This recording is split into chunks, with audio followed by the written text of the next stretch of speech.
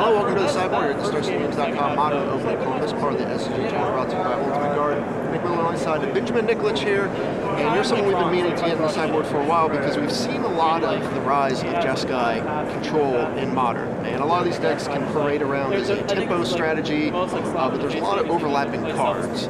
But you are one of the few people who are in the pure control route. Definitely. So what is the draw to the control build to you over the tempo builds? So I find with this build, you kind of have better matchups against decks with all creatures. You don't have to rely on Geist and Queller that kind of turn on their removal, or will just get blocked by some random kitchen finks on the ground. And you can kind of also just have like the ultimate late game in the format. You don't even have to try to win first 10, 15 turns. You just kind of keep accruing card advantage, and eventually they're empty-handed and you cast Secure the Waste or Torrential Gearhulk. Right, and I've talked with Harlan and Jonathan Ross and all these people who are on the Geist plan. They think you have to have the Geist to be able to win these certain matchups. Where are you at on that angle? Are you like, I can handle all the matchups if I build the deck the right way?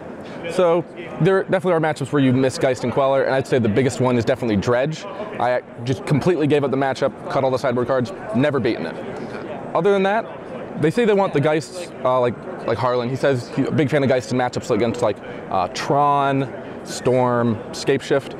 I find that while it would be good, it's not really necessary. With the additional counter magic in this deck, you can kind of just run them out of their threats and then finish them with an instant speed end game. So we got the usuals that we see in both decks: Serum Vision, Snapcaster Mage, Logic Knot, Cryptic Command, Lightning Bolt Path, and Lightning Helix and Electrolyze sometimes. Yeah. Then the extra stuff comes in your deck where you're the real controlling, because you have all these extra copies of Search Transconta, you have the Supreme Verdicts, of course, but then you have all these one-ups that you can dig up that allow you to win the game in the late game outside of the counter magic. So you got your Spell Snare, your Negate, your Sphinx's Revelation, then you've got your heavy hitters here between the Gearhulk, Nahiri, and Secure the Waste. Take us through each three of those unique cards. So the Secure the Waste it's a great finisher because it doesn't really turn on the removal. It's not going to get stopped by all the Terminates that are left in their hand at the end of the game, and just very difficult for many decks to deal with. The Nahiri is just a good way to help control the board and filter out some of the bad cards for a matchup in the mid game, and then you can ultimate it to get the Torrential Gearhulk, which if you draw, it's not that bad either. So not quite like the Nahiri Emrakul builds, where if you draw the Gearhulk, you're not too sad. Gearhulk does the same thing. It's if you're going to flashback a Cryptic, you might as well get a 5/6 instead of a 2/1. The other, I really say, Sphinx's Revelation honestly is a win condition. If you cast it for 4 or 5, you're really not going to lose the game. That's the real difference maker in your builds. And you've been playing these builds for a long time. A bunch of top 8s, a bunch of classic top 8s, grinding away with this style of deck. So it is viable that you can play a control deck. What are the slots that kind of been changing as of late, and what have you opened up? So to talk about in particular Search for Rizkana. Yeah, Search for Rizkana I think is an absolutely great change for the deck. Before Search, I was playing 2 to 3 Think Twice kinda around that range, and I put 2 Search in my deck, never went back. It gets you through the early game, helps you. It doesn't get the cards immediately, but it kind of does when you can mill extra lands or maybe a bolt in a matchup where you don't want it. And then in the late game, it lets you never have to tap out on your own turn, and you just kind of get ahead 4 or 5 cards, and they're really not going to be able to come back from that. I would say the Search for Rizkana is probably one of the biggest recent additions.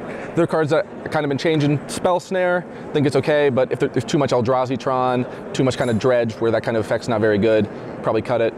The Negate is another kind of flex slot, where right now, you're pretty good at answering all the creature strategies, so having just a blanket answer to some of those combo decks is good to have. Yeah, as Conda even showing up as far back as Legacy, showing up in multiple copies, I think this card is the real deal. Definitely. Sideboard, you have your Vendilion Clicks here, your clocks and other disruption. Then you just have a smattering of answers here. More Dispels, Negates, as your counter magic, another Supreme Verdict. Then you have what I like, Rune Halo. This is the card that's really showed up in a lot of matchups.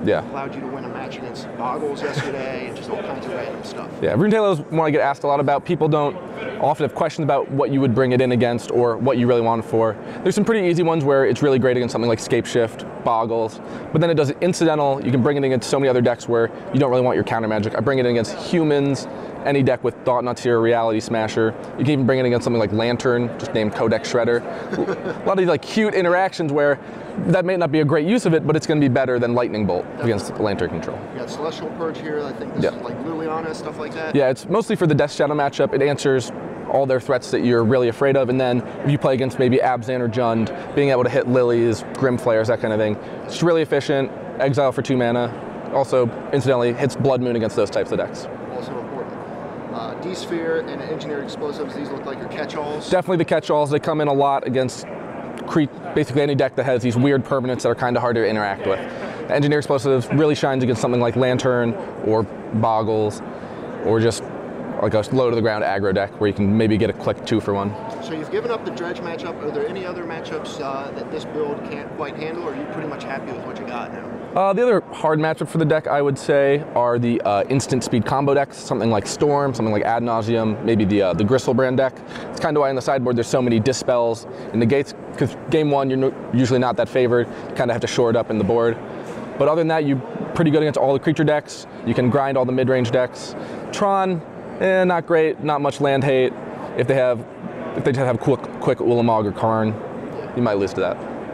Well, there's a couple rounds left. You're X2, right? Correct. So just in line for another strong finish. Ben, thanks for joining me here in the sideboard. Thanks for having me. SCGCOL.com all week long for the action here in Columbus.